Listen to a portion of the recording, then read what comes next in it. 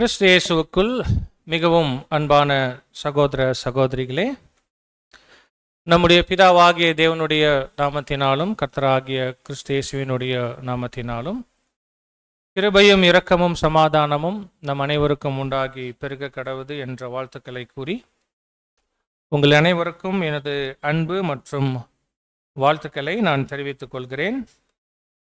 என்னோடு ஈரோட்டில் இருக்கிற உங்கள் அருமையான சகோதர சகோதரிகள் அனைவரது அன்பையும் வாழ்த்துக்களையும் நான் தெரிவித்துக் கொள்கிறேன். தேவனுடைய இரக்கமும் கிருபையும் இம்மட்டும் நம்மை தாங்கி மீண்டும் ஒரு நாளிலே அவருடைய சமூகத்தில் நாம் அவருடைய பிள்ளைகளாக கூடி வந்து அவரை ஆராதிக்கும்படியாக நம்முடைய ஆவிக்குரிய ஜீவியத்திற்கு ஏற்ற நல்ல ஆலோசனைகளை அவருடைய வார்த்தைகளிலிருந்து பெற்றுக்கொள்ளும்படியாக நாம் கிருபை பெற்றிருக்கிறோம். மீண்டும் ஒரு முறை நம் இருதயத்தின் ஆழத்தில் நம்முடைய சர்வ வல்லமையுள்ள பிதாவாகிய தேவனுக்கு அருமை இரட்சகர் மூலமாக நன்றிகளை அணிவோடு நாம் ஏறெடுத்து கொண்டு இந்த நாளினுடைய பாடத்திற்குள்ளாக நாம் கடந்து போகலாம்.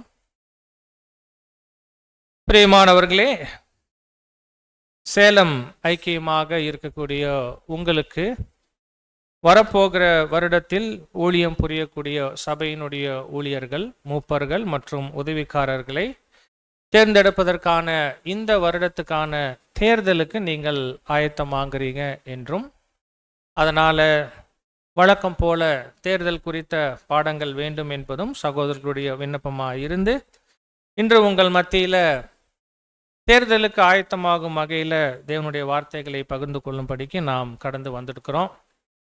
இது இந்த எலெக்ஷன் சீசனில் முதலாவது பாடமாக இருக்குது என்பதையும் அறிந்து கொண்டதுனால ஒரு எளிமையான பாடத்தை மாத்திரமே பேச விரும்புகிறோம். தேர்தல் குறித்த அடிப்படையான கருத்துக்கள் ஞாபகப்படுத்தி கொள்ளும் விதத்தில் நமக்கு அங்கே அமைந்திருக்கும். பாடத்தினுடைய தலைப்பு தேர்தலில் மனசாட்சிக்கு கீழ்ப்படிதல். Obeying conscience in election. தேர்தலில் மனசாட்சிக்கு கீழ்ப்படிதல். பிரியமானவர்களே, தலைப்பு சற்று நீங்க வித்தியாசமாக உணரலாம். ஏன்னா தேர்தலில் தேவனுக்கு கீழ்ப்படிதல் என்று சொன்னா நல்லா இருக்கும். தேர்தலில் தேவனுடைய வார்த்தைகளுக்கு கீழ்ப்படிதல் என்று சொன்னா நல்லா இருக்கும். நமக்கு வினோதமாக தோணாது. ஆனால் தேர்தலில் மனசாட்சிக்கு கீழ்ப்படிதல் அப்படின்னா என்ன? இந்த மனசாட்சி என்பது தேர்தலில் ஏன் அங்கே கொண்டு வரப்படுது என்ற கேள்வி உங்களுக்குள்ள எழும்பினா அது நியாயமான கேள்வி. அன்பானவர்களே, நாம் தேர்தலில் என்று சொன்னாலும் சரி, வேற எந்த விஷயத்தில் என்று சொன்னாலும் சரி, தேவனுக்கோ அவருடைய வார்த்தைகளுக்கோ கீழ்ப்படிய வேண்டும் என்று சொன்னால் அதை நமது மனசாட்சியின் மூலம்தான் உணர்ந்து கீழ்ப்படிய வேண்டும். அதனால தேர்தலில் மனசாட்சிக்கு கீழ்ப்படிதல் என்று தலைப்பு நாம் வைத்திருக்கிறோம். பார்க்கலாம், மனசாட்சி ஏன் முக்கியம், மனசாட்சிக்கு ஏன் கீழ்ப்படியணும், அதுவும் தேர்தலில் மனசாட்சிக்கு கீழ்ப்படுகிறதுனா எப்படி, என்ன என்பதுதான் பாடத்தினுடைய சுருக்கம். அன்பானவர்களே, முதலாவது மனசாட்சி பற்றி ரொம்ப எளிமையான அடிப்படையான கருத்துக்கள். தேவன் மனிதனை படைக்கும் பொழுது தமது சாயலிலும் தமது ரூபத்தின் படியுமே சிருஷ்டித்தார் என்று வேத வசனங்கள் நமக்கு அங்க சொல்லுவது தெரியும். இப்போ தமது சாயல் தமது ரூபத்தின்படி மனுஷனை சிருஷ்டித்தார் என்று சொல்லும் போது தேவ சாயலில் சிருஷ்டிக்கப்பட்ட மனிதனுக்குள்ள முக்கியமான தன்மைகள் என்று அநேகம் தேவன் வைத்து சிருஷ்டித்தாங்க. அதுல ஒன்று மனசாட்சி. அப்ப எளிமையாக சொல்லிட்டா, தேவனுடைய சாயலில் சிருஷ்டிக்கப்பட்ட பரிபூர்ண மனுஷனுடைய தன்மைகள்ல ஒன்று மனசாட்சி. ஆங்கிலத்தில் கான்சைன்ஸ் என்று அங்கு நாம சொல்லுவோம். இந்த மனசாட்சி என்று சொன்னா என்ன? மனசாட்சி என்று நாம் சொல்லும்போது நிறைய சமயங்களில் பிராக்டிக்கல் வாழ்க்கையில நாம பயன்படுத்துறோம்ல. என் மனசாட்சிக்கு சரின்னு பட்டது நான் பேசினேன், செய்தேன், செயல்பட்டேன் அப்படின்னு சொல்லும்போது இந்த மனசாட்சி என்பதுக்கு ஒரு அர்த்தம் இருக்கும்ல, ஒரு விளக்கம் இருக்கும் இல்ல.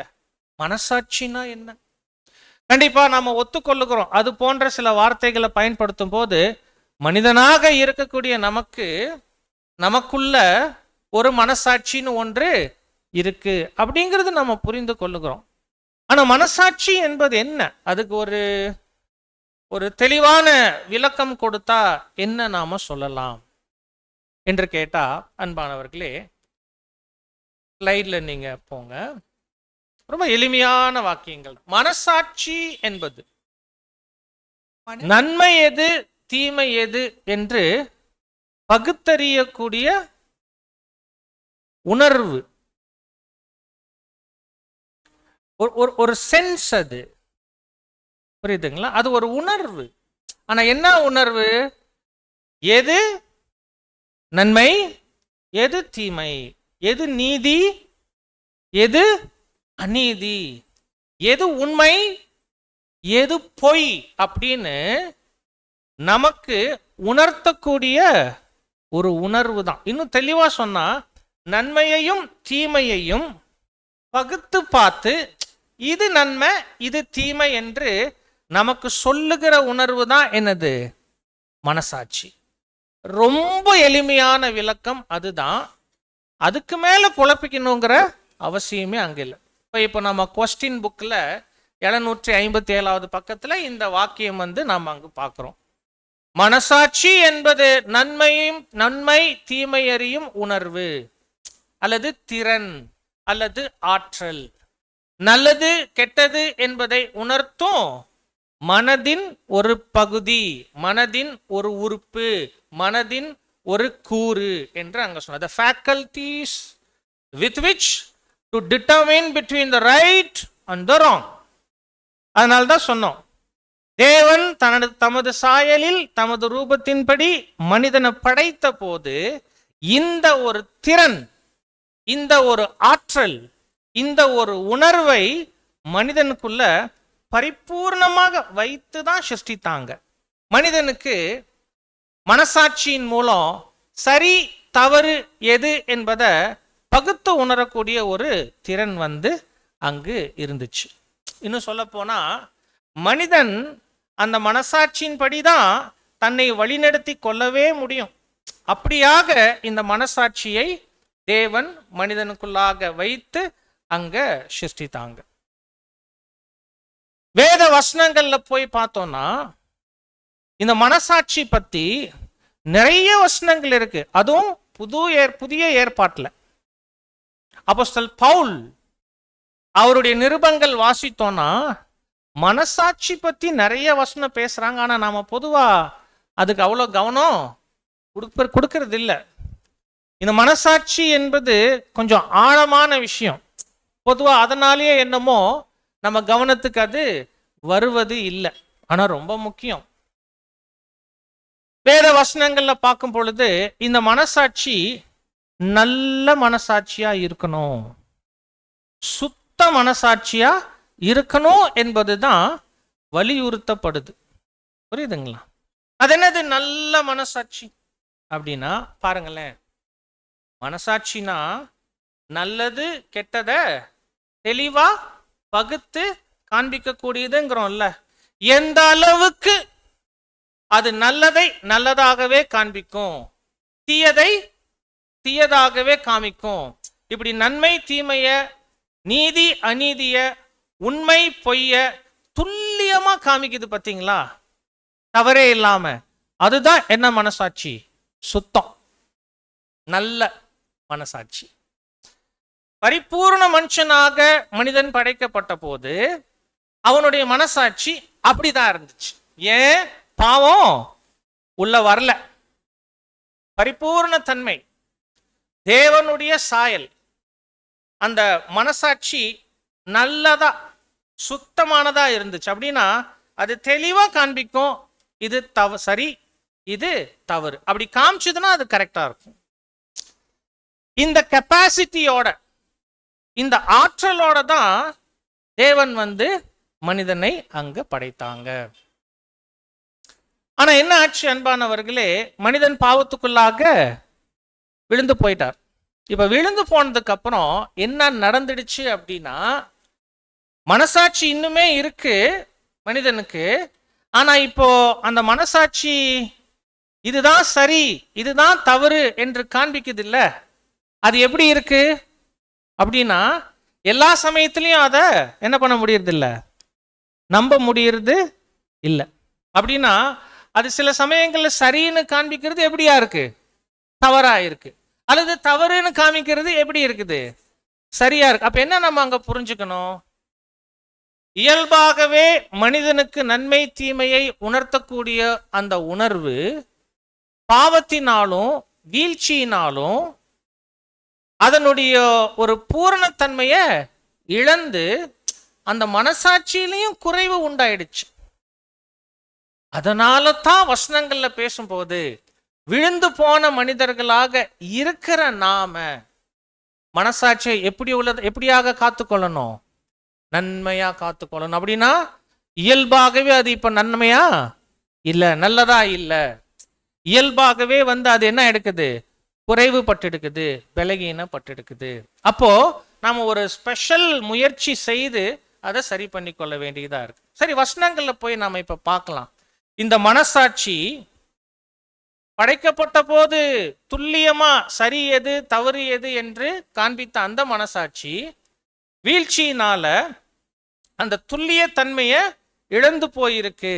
அப்படிங்கும் போது இந்த குறைவுபட்டுள்ள மனசாட்சிய சுத்தமானதா நன்மையானதாக காத்துக்கொள்ள வேண்டிய அவசியம் நமக்கு இருக்கு என்பதை உணர்த்துகிற மாதிரி ஒரு சில வசனங்கள் வாசிப்போம்.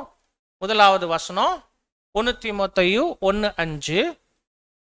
கற்பனையின் பொருள் என்னவெனில், சுத்தமான இருதயத்திலும் நல் மனசாட்சியிலும் மாயமற்ற விசுவாசத்திலும் பிறக்கும் அன்பே. எவ்வளவு அழகா சொல்லிட்டா இருப்பாருங்க. அதாவது இது நம்மளுடைய அர்ப்பணிப்பின் ஜீவியத்தினுடைய மைய கருத்தே இதுதான் இல்லையா. கற்பனையின் பொருள் என்னவெனில், சுத்தமான இருதயத்திலும் நல் மனசாட்சியிலும் மாயமற்ற விசுவாசத்தில் பிறக்கும். அதாவது இறுதியில நாம அன்பை அடைய வேண்டும் என்பதுதான் வசனம்.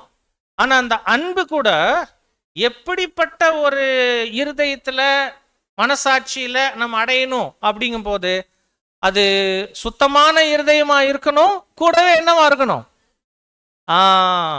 உங்க மனசு உங்களுக்கு சாட்சி கொடுக்கும் போது அது நல்ல சாட்சியா இருக்கும் விதமா அந்த மனசாட்சி நல்லதா இருக்கணும். தெளிவா துல்லியமா சரி தவறை சுட்டி காண்பிக்கக்கூடிய மனசாட்சியை வைத்து ஒரு மாயமற்ற அன்புக்கு நீங்க என்ன பண்ணிருக்கணும், வந்திருக்கணும். அப்படிங்கும் போது மனசாட்சி முக்கியத்துவம் தெரியுது. அது நல்ல நிலையில இருக்கிற மனசாட்சியா இருக்கணுங்கிறது முக்கியம் தெரியுது. இன்னொரு வசனம் வாசிங்கள, 1 தீமோத்தேயு 3:9. விசுவாசத்தின் ரகசியத்தை சுத்த மனசாட்சியிலே காத்துக்கொள்ளுகிறவளாயும் இருக்க வேண்டும். நாம விசுவாசத்தை காத்துக்கொள்ளணும் அப்படின்னு சொன்னா ஆமா அப்படின்னு நம்ம ஏற்றுக்கொண்டு போயிடுவோம்ல. ஆமால்ல, நமக்கு ஒப்புவிக்கப்பட்ட விசுவாசத்தை நாம என்ன பண்ணிக்கணும், காத்துக்கொள்ளணும் என்பது நமக்கு நல்லாவே தெரியுது. ஆனா இங்க கூட என்ன சொல்லப்படுது, விசுவாசத்தின் ரகசியத்தை எப்படி காத்துக்கணும். அது என்ன அர்த்தம், மீனிங், அதனுடைய அர்த்தம் என்ன வருதுன்னா, உங்க விசுவாசம் கூட அது சரியான விசுவாசம் அப்படின்னு உங்களுடைய மனசாட்சி என்ன பண்ணணும், கரெக்டா காமிக்கணும். அப்படி கரெக்டா காமிக்கிற மனசாட்சியோட இங்க விசுவாசத்தின் ரகசியத்தை என்ன பண்ணிக்கணும், காத்துக்கொள்ளணும். மறுபடியும் நமது மனசாட்சி அது துல்லியமா சரியானதை காண்பிக்கக்கூடிய நல்ல நிலையில நல்ல மனசாட்சியாக இருப்பதினுடைய அவசியம். அப்படிப்பட்ட மனசாட்சியின் துணை கொண்டு விசுவாசத்தை அதனுடைய ரகசியத்தை நம்ம காத்துக்கொள்ளணும். இன்னொரு வசனம் வாசிங்க, அப்போஸ்தலர் பவுல் அப்போஸ்தல நடவடிக்கை 23:1 பேசும்போது, பவுல் ஆலோசனை சங்கத்தாரை உற்று பார்த்து, சகோதரரே, இந்நாள் வரைக்கும் எல்லா விஷயங்களிலும் நான் நல் மனசாட்சியோடே தேவனுக்கு முன்பாக நடந்து வந்தேன் என்று சொன்னான். என்ன இங்க அப்போஸ்தல் பவுல் பேசுறாங்க? பிரியமானவர்களே, இந்த பாதையில நாளுக்கு நாள் நம்ம வளர்ந்து முன்னேறும் போது, வசனங்களை வாசிக்கும் போது, ஓரளவு நம்மாலேயே அந்த வசனத்துல என்ன சொல்லப்பட்டிருக்குதோ ஓரளவுக்கு உள்வாங்க முடியணும். அது நம்ம வளர்ந்து கொண்டு இருக்கிறோம், முதிர்ச்சி அடைஞ்சிட்டு இருக்கிறோம் என்பதுக்கு ஒரு நல்ல அடையாளம்.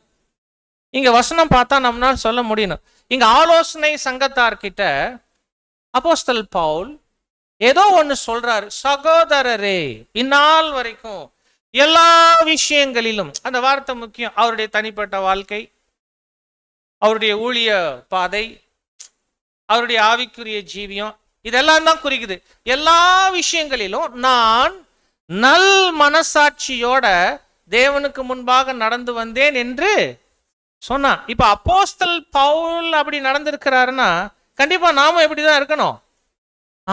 அது நமக்கு புரியுது. அப்படின்னா என்ன? நாம கூட நம்முடைய எல்லா விஷயத்திலையும் நல்ல மனசாட்சியோட நடந்துக்கணும். அப்படின்னு என்ன தெரியுங்களா? நம்ம மனசாட்சி சரியானதா இருந்து சரியானதை உணர்த்தி அதன்படி சரியானதை செய்பவர்களாக நாம் இருக்கணும். அப்படி இருக்கிறோன்னு தேவன் பரலோகத்திலிருந்து பார்த்து நம்மளை அங்கீகரிக்கும்படி நாம வாழணும். புரியுதுங்களா? அப்போ மறுபடியும் நம்முடைய மனசாட்சி அது நல்ல நிலையில இருப்பதனுடைய அவசியம் நமக்கு உணர்த்தப்படுது. இன்னும் ஒரு வசனம் வாசிக்கலாமே, அப்போஸ்தல் பவுலுடைய வார்த்தையிலேயே வாசிங்க. இதனால் நான் தேவனுக்கும் மனுஷருக்கும் முன்பாக எப்பொழுதும் குற்றமற்ற மனசாட்சி உடையவனாயிருக்க பிரயாசப்படுகிறேன். பார்த்தீங்களா? இப்போ இது இன்னொரு கோணத்தை நமக்கு காமிக்குது. அப்போஸ்தல் பவுல் இந்த வார்த்தையில என்ன சொல்றாருன்னா, அவருடைய வாழ்க்கை முழுவதும் அவர் என்ன செஞ்சாருன்னு கேட்டா ஊழியம் செஞ்சாருன்னு நம்ம சொல்லுவோம் இல்லையா? உண்மைதான்.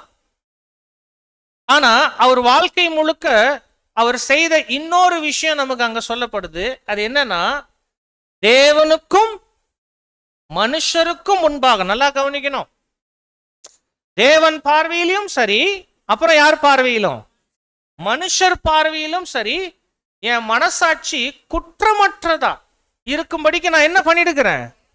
பிரயாசப்பட்டேன். என்ன இங்கிலீஷ்ல என்ன சொல்லுவோம்? ஐ டுக் எஃபர்ட்ஸ். நான் முயற்சித்தேன், நான் பிரயாசப்பட்டேன், நான் ட்ரை பண்ணேன். அப்படின்னா அவருடைய வாழ்க்கை முழுக்க அவர் எவ்வளவோ விஷயங்களை செய்திருக்கிறார். அதுல தனக்குன்னு அவர் செய்து கொண்ட விஷயம் என்னன்னா, எந்த காரியத்திலையுமே தேவனுக்கு முன்பாக நான் தப்பா இருக்கிறேன்னு சொல்லி என் மனசாட்சி என்னை குற்றப்படுத்திடக்கூடாது. எந்த விஷயத்திலையும் நான் தப்பா இருக்கிறேன்னு சொல்லி மனுஷர் பார்வையில நான் தப்பானவனா இருக்கிறேன்னு என் மனசாட்சி சொல்லிடக்கூடாது. அப்படின்னா என் மனசாட்சி என்னதான் சொல்லணும்? தேவனுக்கு முன்பாகவும் சரி, மனுஷங்களுக்கு முன்பாகவும் சரி, நீ கரெக்டா தான் நடந்துட்ட அப்படின்னு என்ன குறித்து எதுவே சாட்சி கொடுக்கணும். அதுதான் நல்ல மனசாட்சி. அன்பானவர்களே, நீங்க அப்படித்தான் இருக்கணும், நான் அப்படித்தான் இருக்கணும். என்ன விஷயத்துல? தனிப்பட்ட வாழ்க்கை, என்னுடைய பர்சனல் லைஃப் உங்க யாருக்கும் தெரியாது, ஒன்னும் தெரியாது. உங்களுக்கு, எனக்கும் உங்களை பத்தி ஒன்னும் தெரியாது, உங்க பர்சனல் லைஃப் பத்தி ஒன்னும் தெரியாது. ஆனா அந்த தனிப்பட்ட வாழ்க்கையில நான் கண்ணு மூடி தேவன் கிட்ட நான் ஜெபிக்கும் போது எனக்கு என்ன ஃபீலிங் வரும்னா, தேவன் பார்வையில அவரு வருத்தப்படுற மாதிரி என்கிட்ட எந்த தப்பு இல்லை, பாவம் இல்லை, மாயமாலாம் இல்லை, பொய் இல்லை அப்படின்னு என் மனசாட்சியை நேர்மையா சொல்லணும். அதுக்காக பிரயாசப்படுறார் அப்போஸ்தலன் பவுல். அப்படின்னா அது சர்வசாதாரணமா நடந்திடாது, சர்வசாதாரணமா நடந்திடாது. அது பர்சனல் லைஃப். நெக்ஸ்ட் ஃபேமிலிக்குள்ள வருது. நெக்ஸ்ட் ஒருவேளை எக்லீசியா, நெக்ஸ்ட் ஊழியத்தின் பாதை, பொது வாழ்க்கை, எல்லா வாழ்க்கையிலுமே தேவன் என்னை எப்படி பார்க்கிறார்? இல்ல அவருக்கு முன்னாடி நான் நல்லா இருக்கிறேன். சகோதர சகோதரிகள், நண்பர்கள், உறவினர்கள் என்னை எப்படி பார்க்கறாங்க? இல்ல அவங்களுக்கு முன்னாடி என் வாழ்க்கையில எந்த குறையும் இல்ல அப்படின்னு யார் சொல்லணும்? எனக்கு? நீங்கெல்லாம் இல்ல. ஏன்னா உங்களுக்கு என்னை பத்தி ஒன்றும் தெரியாது. அல்லது உங்க வாழ்க்கையில நான் இல்லை, ஆனா உங்களை பத்தி எனக்கு ஒன்றும் தெரியாது. என் மனசாட்சி சொல்லணும். அதுதான் நல்ல மனசாட்சி. இதுக்காக நான் பிரயாசப்பட்டு, என்னுடைய மனசாட்சி என்னை குற்றப்படுத்திடக்கூடாது. அதுக்காக நான் ரொம்ப பிரயாசப்பட்டு நான் அங்க முயற்சி பண்ணினேன். அன்பானவர்களே, மறுபடியும் மனசாட்சி பற்றியும் அது நல்ல நிலையில இருந்து நம்மை குறித்து நல்ல சாட்சி சொல்ல வேண்டியதனுடைய அவசியம் இருக்கு. ரொம்ப அடிப்படையான விஷயம், ரொம்ப வேலிடான விஷயம். வேற மாதிரி சொன்னா, உடன்படிக்கைக்கு உண்மையா இல்லை அப்படின்னு யாரும் சொல்ல வேண்டாம் உங்களை குறிச்சு. உங்க மனசாட்சியே கொஞ்சம் மெதுவா சொல்லுச்சுன்னா போதும், நீங்க பரலோகம் போக முடியாது, நான் பரலோகம் போக முடியாது. ஏன்னா நம்ம மனசாட்சி அதுக்கு அவ்வளோ வல்லமை அங்க இருக்கு. ஏன் மனசாட்சிக்கு இவ்வளவு முக்கியத்துவம் கொடுக்கணும்? ஏன் மனசாட்சி சுத்தமானதா நல்லதா இருந்து நம்மை குறித்து நல்ல சாட்சியை கொடுக்கணும் என்று கேட்டா, ஒரு அருமையான வாசகம், ரீப்ரிண்டா ஃபர்ஸ்ட் வால்யூம் 118வது பக்கத்துல. இந்த தார்மீக, விட்டுடுங்களேன், புரியலினா விட்டுடுங்க, அது ஒரு கடினமான தமிழ் வார்த்தை. இந்த நன்மை தீமை அறியும் உணர்வு இருக்குல்ல, அதுதான் தமிழ்ல தார்மீக உணர்வுவாங்க. சரிங்களா? ரெண்டையும் சேர்த்து, ஆனா நமக்கு தனியாவே எடுத்துக்கலாம். இந்த நன்மை தீமை அறியும் உணர்வில் அப்படின்னா மனசாட்சியில தான் தேவன் எப்போதும் தனது நீதியை நிரூபிக்க என்ன பண்றார்? இது ரொம்ப முக்கியமான பாயிண்ட். ஃபர்ஸ்ட் வால்யூம்ல பிரதர் ரசல் பேசுறாங்க. அப்படின்னா என்னன்னா, இப்ப தேவன் பரலோகத்துல இருக்கிறாங்க, நாம பூமியில இருக்கோம், நாம அவருடைய பிள்ளைகளா அவரோட ஒரு தெய்வீக உறவுக்குள்ள இருக்கிறோம். அவர் சித்தம் என்னன்னு புரிஞ்சிட்டோம், அது செய்வதற்காகவே அர்ப்பணிச்சிட்டோம். அவர் சித்தப்படி வாழணும்னு முயற்சிக்கும் போது நாம நன்மை தான் செய்யணும், நாம நீதி தான் செய்யணும், நாம உண்மைதான் இருக்கணும். ஆனா எது நன்மை எது தீமை என்பதை நமக்கு தேவன் உணர்த்துவாங்க. எதன் வழியா? இல்ல நீங்க அதை பார்த்தே சொல்லலாம். நீங்க காப்பி அடிச்சா இப்ப தப்பு இல்லை, கரெக்ட். அதுதான் நீங்க அந்த வாக்கியத்தை தான் இவ்வளவு நேரம் எக்ஸ்பிளைன் பண்ண. இந்த நன்மை தீமை அறியும் உணர்வில் தான் அப்படின்னா, இந்த மனசாட்சியில தான் தேவன் எப்போதுமே தனது நீதியை நிரூபிக்க. அங்க சென்டென்ஸ்ல ஒரு பிரச்சனையும் இல்லை, ஒரே பிரச்சனை, அது செந்தமிழ்ல இருக்கு. அதனால நமக்கு வேற பாஷைன்னு நினைச்சிட்டீங்க நீங்கெல்லாம், புரியுதுங்களா? அது செந்தமிழ். நிரூபிக்க முறை எடுக்கிறாருன்னா நம்ம மனசாட்சி கிட்ட தான் சொல்லுவார், மனசாட்சிக்கு தான் உணர்த்துவார். மகள் டேக் திஸ் பாத், இந்த வழியில போங்க, குட், அது ரொம்ப நீதியான வழி, அன்பான வழி, நன்மையான வழிப்பா, அதுல போங்க. அந்த சவுண்ட் அந்த மனசாட்சியில தான் கேட்கும். மனசாட்சி கிட்ட தான் அவரு உணர்த்துவார். நம்ம புரிஞ்சுக்கணும்ல, பரலோகத்துல இருந்து தேவன் நம்ம வழி நடத்துறாங்க. எப்படி, எதன் மூலம் அப்படின்னு கேட்டா, என்னென்னமோ சொல்லலாம். பிரதர் மூலம் கரெக்ட் தான், எல்டர்ஸ் மூலம் கரெக்ட் தான், வசனத்தின் மூலம் கரெக்ட் தான், வால்யத்தின் மூலம் கரெக்ட் தான், மெசேஜ் மூலம் கரெக்ட் தான். ஆனா இது எல்லாமே நம்முடைய மூளைக்கு வந்து உணர்த்தணும் இல்ல, எதன் வழியா அப்படின்னா, இதை கேட்டு இதை பார்த்து, புரியுதா? நம்ம மனசாட்சியில நம்ம உணரணும். அந்த மனசாட்சி எஸ் எஸ் எஸ்பா, இது கரெக்ட், இது தேவனுடைய வசனம் சொல்லுது, இது பிரதர்ஸ் சொல்றாங்க, இதுதான் கரெக்ட் அப்படின்னு அந்த மனசாட்சி உணர்த்தும். இந்த மனசாட்சிக்கு தான் தேவன் சகலத்தையுமே என்ன பண்ணுவாங்க. அதனால தான் அந்த மனசாட்சிய நல்ல நிலையில வச்சுக்கணும். மனசாட்சியே கெட்டதா இருந்தா என்ன நடக்கும் சொல்லுங்க? மனசாட்சி என்ன கெட்டதா இருந்தா என்ன இருக்கு சொல்லுங்க? அப்படின்னா அது உணர்த்தினாலும் உணரதில்லை அப்படின்னா என்ன ஆகும்? சப்ஜெக்ட் போகும், அந்த பாயிண்ட மனசாட்சி உள்வாங்கும், முன்னுக்கு பின்ன அது புரிஞ்சுக்கிட்டு நமக்கு எப்படி கைடன்ஸ் கொடுக்கும்? ஆமா செய்யுங்க அப்படின்னு சொன்னதை உங்க மனசாட்சி வேற மாதிரி வாங்கிட்டு செய்யாத, அவர் சும்மா சொல்றாரு, அவர் சொல்றதெல்லாம் நம்பாத. அப்ப பாருங்க, அப்ப மனசாட்சி அது என்ன மனசாட்சி ஆயிடுது? அது நல்ல மனசாட்சி கிடையாது, அது கெட்ட மனசாட்சி, அது துர் மனசாட்சி. ஏன்னா நம்ம ஏற்கனவே சொல்லிட்டோம், கான்செப்ட் ரொம்ப சிம்பிள். பரிபூர்ணமா தேவன் படைச்சு அந்த மனசாட்சிங்கிற உணர்வை மனுஷனுக்குள்ள வச்ச போது அந்த மனசாட்சி எப்படி இருந்துச்சு? துல்லியமா இருக்கும். கரெக்ட்னா கரெக்ட், தப்புனா தப்பு தான் சொல்லும். ஆனா அந்த நிலையில இருந்து மனிதன் பாவத்துக்குள்ள விழுந்தது நிமித்தம் வீழ்ச்சியினாலையும் சீரழிவினாலையும் மனசாட்சிக்கு சரி தவற துல்லியமா நிதானிக்கக்கூடிய திறன் கம்மி ஆயிடுச்சு. அதனால சில சமயங்கள்ல கரெக்டா சொல்லும், ஆனா எல்லா சமயங்களையும் கரெக்டா சொல்லாது. அன்பானவர்களே, அப்போ என்ன பண்றது? இப்ப ஒரு மண்ணால நீங்க வாசிச்சிருக்கணும், ஒருவேளை நான் காமிக்கும் போது உங்களுக்கு அது ஞாபகத்துக்கு வரணும், அடடா ஆமால்ல இந்த மண்ணால நாம வாசிச்சோம் அப்படின்னு. வந்துச்சுன்னா சந்தோஷம். சரிங்களா? வாசிங்க. அடுத்த ஸ்லைடு போயிடுங்க. அடுத்த ஸ்லைடுக்கு அந்த மண்ணால ரொம்ப அழகா சொல்லுவாங்க, இந்த கையில இருக்கிற கடிகாரமோ சோற்றில் இருக்கிற கடிகாரமோ அது எதன் அடிப்படையில் செயல்படுதுன்னா நேரத்தின் சில தரநிலையால் கட்டுப்படுத்துவது போல. புரியுதுங்களா? இப்போ என்ன சொல்லலாம், இங்க இருக்கக்கூடிய கடிகாரம் கரெக்டா 11:23 காமிக்குது இப்போ. புரியுதுங்களா? சும்மா உதாரணத்துக்கு வைத்துக் கொள்ளுங்களேன். இப்போ நம்முடைய கடிகாரம் 12:23 காமிச்சா நம்ம என்ன பண்ணுவோம்? உடனே இந்த கடிகாரத்தை பார்க்கும்போது,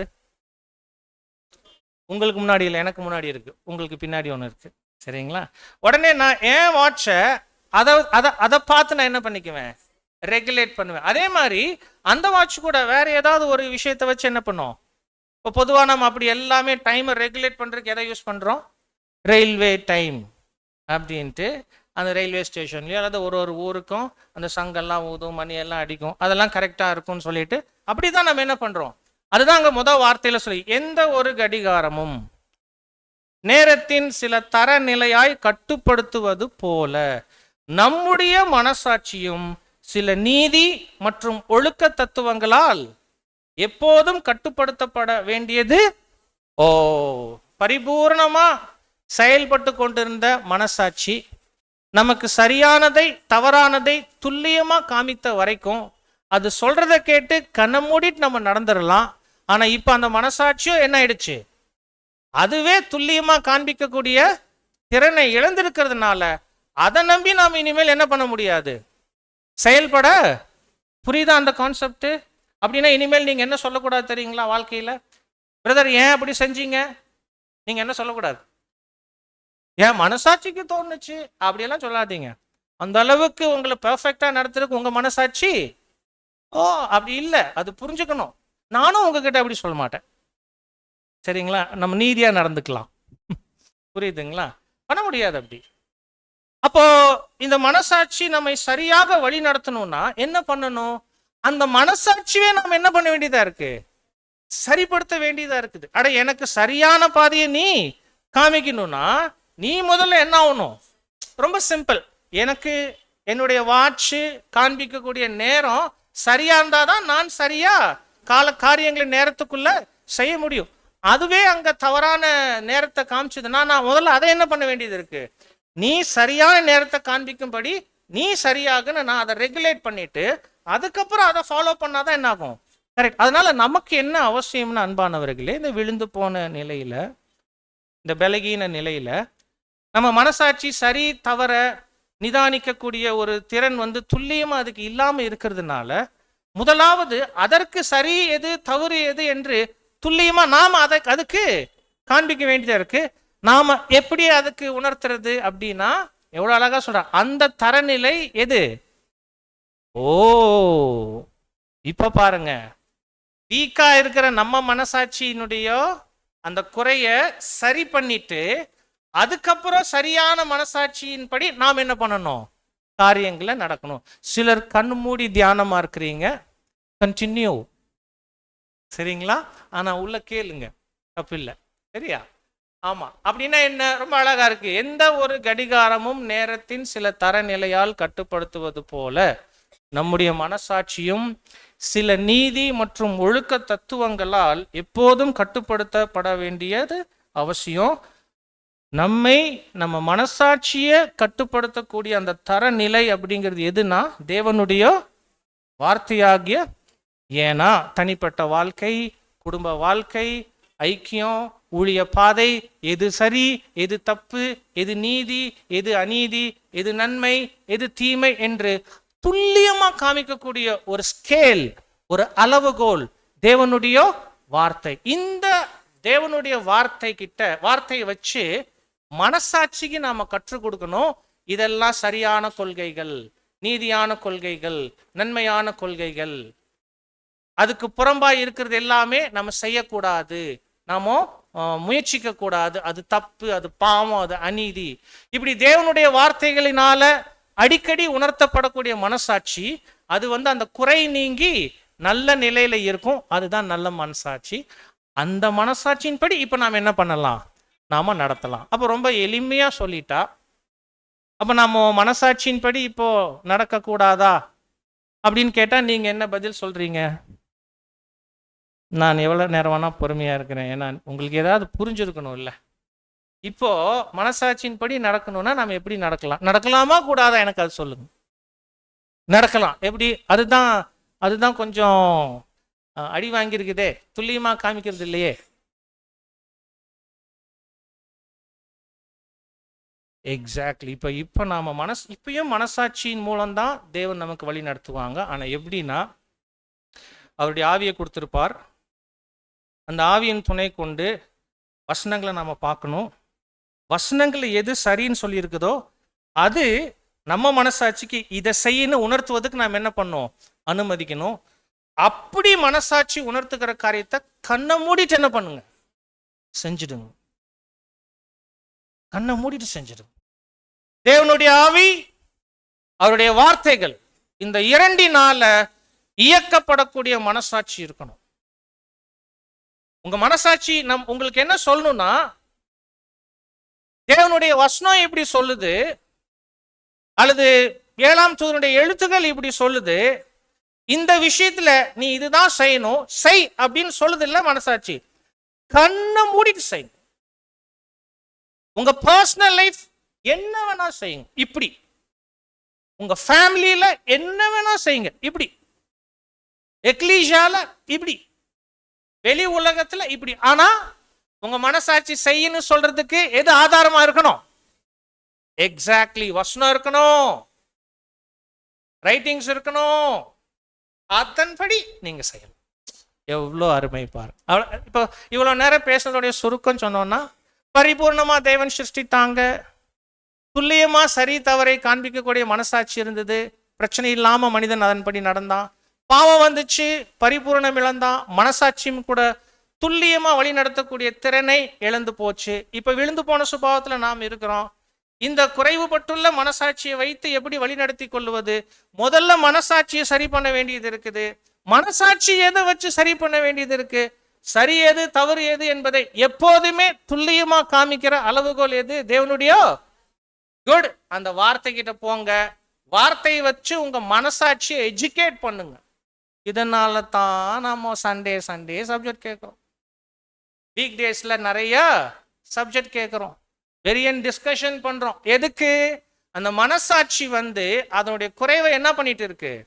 அடிக்கடி நீதியின் கொள்கைகளுக்கு, அன்பின் கொள்கைகளுக்கு போய் படிச்சு தியானிச்சு அதனால பழக்கப்பட்டு அந்த குறைவை சரி செய்து கொண்டு நம்மை கரெக்டா வழி நடத்துக்கிறதுக்கு அது ரெகுலேட் ஆயிட்டு இருக்கு.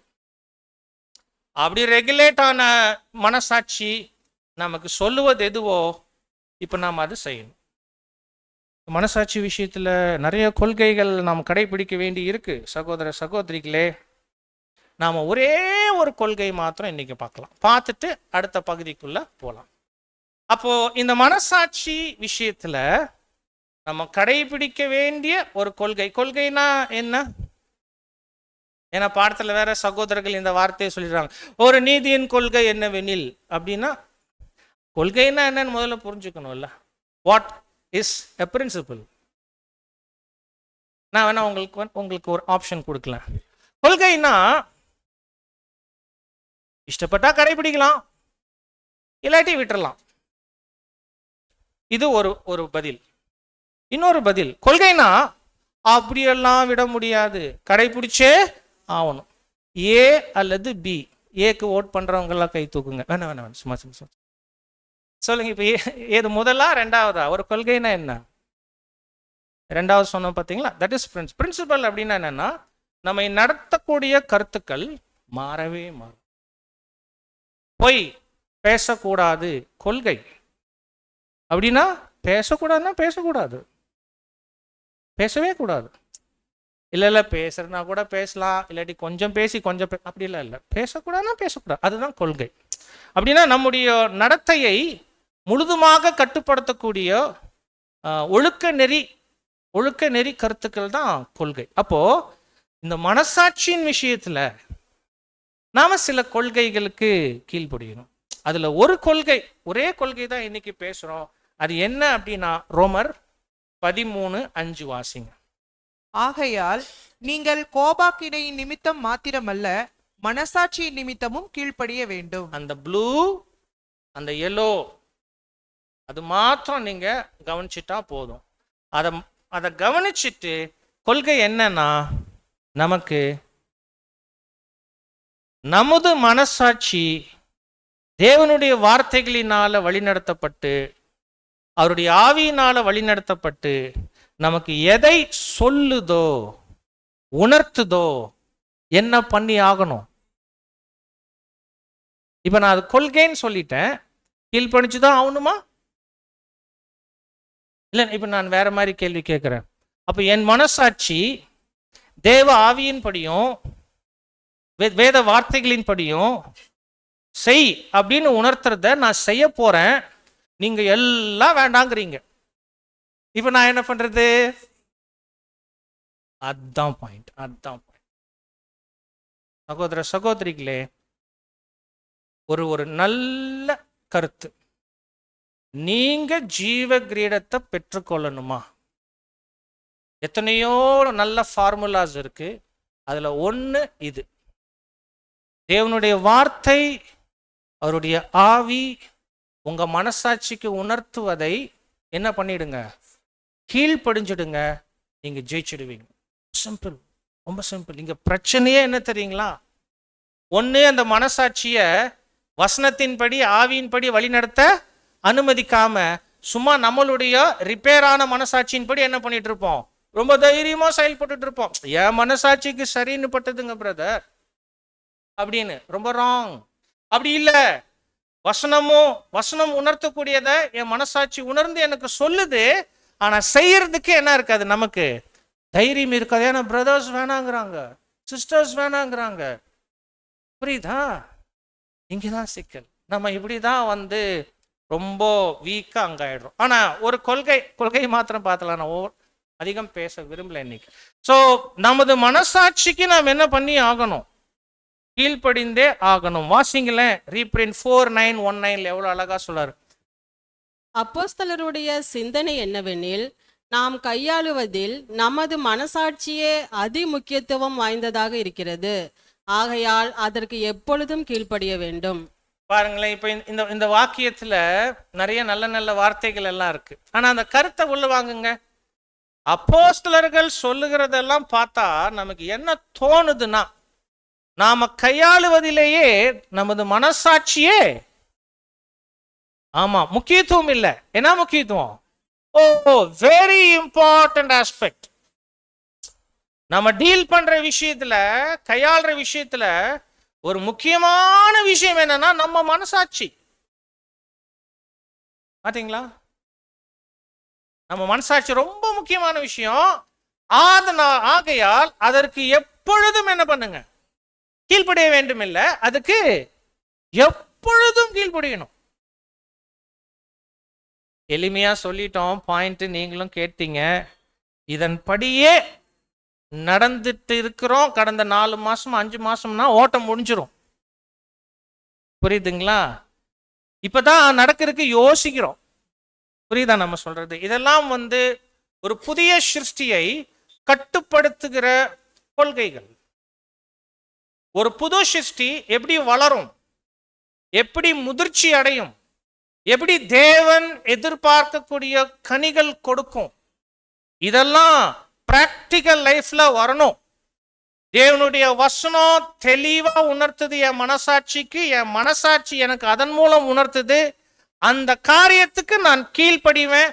வீட்லையும், எக்லீஷாலையும், வேலை ஸ்தலத்திலையும், 1 to 1, சகோதரன் கிட்ட, சகோதரன் சகோதரி கிட்ட, சகோதரி சகோதரி கிட்ட. அன்பானவர்களே, அதற்கு நாம முயற்சிக்கிறவர்களாக அங்க இருக்க வேண்டும். அப்போ கீழ்ப்படிகிறதுனா என்ன? மனசாட்சிக்கு கீழ்ப்படியணும்னு புரிஞ்சிட்டோம். கீழ்ப்படிகிறதுனா என்ன? இப்ப வாசிங்களேன். நெக்ஸ்ட் இது நான் வாசிக்கிறேன். தான் செய்ய வேண்டும் என்று கர்த்தர் விரும்புவதாக ஒருவர் எதை நம்புகிறாரோ அதை அவர் செய்வதே. நோட் பண்ணிக்கோங்க 6th வால்யூம் தான். இந்த பாயிண்ட் எல்லாம் நம்ம வாழ்க்கையில நிறைவேறுச்சுன்னா நாம கரெக்டா பயணித்துட்டு இருக்கிறோம். நாம எல்லாருக்கும் ஆசீர்வாதம் கொடுப்பவங்களா இருப்போம். நம்மனால யாரும் இடரல் அடைய மாட்டாங்க. நெக்ஸ்ட், யாராலையுமே நாமளும் இடரல் அடைஞ்சிட மாட்டோம். இவ்வளவு அருமையான வார்த்தை. மனசாட்சிக்கு கீழ்ப்படியணும்னு சொல்லிட்டு போயிருக்கலாம். அப்படி கீழ்ப்படுகிறதுனா என்ன? அதுக்கு ஒரு விளக்கம் கொடுக்கிறாரு பாருங்க. நான் இதைத்தான் செய்யணும்னு தேவன் அவருடைய வசனத்தின் மூலம் எனக்கு உணர்த்துறாருன்னு என் மனசாட்சி கொண்டு நான் எதை நம்புறேனோ அதை செய்வதே கீழ்ப்படிவதாகும். ஏன்? அடுத்த சைட் போங்க. இன்னும் கொஞ்சம் ஆழமா, இல்ல நானே சொல்லிடுறேன் சார். இன்னும் கொஞ்சம் ஆழமா சொல்லும் போது, தான் பாவம் என்றும் அநீதி என்றும் தவறு என்று நம்புகிற ஒன்றை எனக்கு வசனத்தின் மூலம் என் மனசாட்சி தெளிவா சொல்லுது. இது அநீதி, இது பாவம், இது தப்புன்னு. புரியுதுங்களா? சகோதர சகோதரிகள் மற்ற அனைவரும் சரி என்று நினைத்தாலும் அதை நான் என்ன பண்ண போறேன்? அதனால்தான் முன்னாடி அப்படி கேட்டோம். எனக்கு தெளிவா தெரியுது வசனங்களின் படி, ரைட்டிங்ஸ் படி. அப்படின்னா வசனத்தையும் கரெக்டாக புரிஞ்சுக்கணும். ரைட், இங்கே எல்லாத்துலேயுமே சிக்கல் இருக்குங்க. வசனத்தை வச்சுக்குவோம், ரைட்டிங்ஸ் வச்சுக்குவோம், தப்பா அது பண்ணக்கூடாது. ஸோ வசனத்தையும் ரைட்டிங்ஸையும் வச்சு நம்ம மனசாட்சிக்கு இதுதான் கரெக்ட்னு தெளிவாக உணர்த்தப்படுகிற விஷயம் யார் மாற்றி சொன்னாலும் அது பரவாயில்ல. அது அவங்க நிலைப்பாடு, அது அவங்க மனசாட்சி, அது நான் குத்தம் சொல்ல தேவையில்லை. பட் நான் என்ன பண்ணணும்? எனக்கு உணர்த்தப்பட்டது நான் என்ன பண்ணணும்? அதுதான் அந்த அந்த மனசாட்சிக்கு. சும்மா நினைக்காதீங்க. நான் உங்களுக்கு உதாரணத்துக்கு சொன்னா போதும். நம்ம மனசாட்சி அப்படி ஒரு 100 விஷயத்தை இன்னைக்கு உணர்த்துச்சுன்னா நம்மள எத்தனைக்கு கீழ்ப்படிறோம் தெரியுங்களா? ஒரு 10க்கு கீழ்ப்படிஞ்சிட்டு 90க்கு என்ன ஆயிடுவோம்? பயந்து, புலம்பி, பதட்டமாகி, கன்ஃபியூஷன் ஆகி, டிப்ரெஷனுக்கு டேப்லெட்ஸ் எடுத்துட்டு இருப்போம். புரியுதுங்களா? ஏன்? அந்த கேரக்டர் growth கம்மியாகுது, குணலட்சணங்கள் வளர்வது கம்மியாகுது. அன்பானவர்களே, போதும் என்று நான் நினைக்கிறேன். இப்போ நாம இதுவரைக்கும் பார்த்துட்ட விஷயங்கள் என்ன அப்படின்னா, சகோதர சகோதரிகளே, கடைசியா இன்னொரு ஸ்லைடு வாசிங்க. அதனால மனசாட்சி எப்பொழுதுமே மதிக்கப்பட வேண்டும். அது ஒருபோதும் அடக்கப்படக்கூடாது, மீறப்படக்கூடாது. எவ்வளவு நீங்க இந்த கருத்தை உள்வாங்கிட்டீங்களோ அது ரொம்ப நல்லது, ரொம்ப சந்தோஷம். இது நம்முடைய முழு வாழ்க்கைக்குமே, புரியுதுங்களா? அந்த பிரின்சிபல்ல எலெக்ஷனுக்கு கொண்டு வரலாம். புரியுதா? இப்ப எலெக்ஷன்ல நம்ம மனசாட்சிக்கு என்ன பண்ண வேண்டியது இருக்கு? அப்படின்னா என்ன அர்த்தம்? எலெக்ஷன்ல நாம என்ன செய்யணும், என்ன செஞ்சா சரி, என்ன செய்யக்கூடாது, என்ன செஞ்சா தப்பு அப்படின்னு நம்ம மனசாட்சி நமக்கு உணர்த்துவதுக்கு நாம் என்ன பண்ணணும்? பார்த்தீங்களா, பதிலே சொல்ல மாட்டீங்க. எலெக்ஷன்ல மாத்திரம் நான் எனக்கு தோணுது தான் செய்வேன். அந்த விஷயத்துல நான் மனசாட்சியவே கூட நான் என்ன பண்ணிடுவேன், ஒரு வாரம் லீவ் எடுத்துக்கிட்டோம், நாமினேஷன் டு ஓட்டிங் லீவ். ஏன்னா எலெக்ஷன், புரியுதுங்களா? நம்ம எக்லீஷியா, ஓகே எலெக்ஷன் தான், நம்ம எக்லீஷியா தான், நம்ம எக்லீஷியா தான். அதனால பி சின்சியர், பி ஃபேத்ஃபுல்.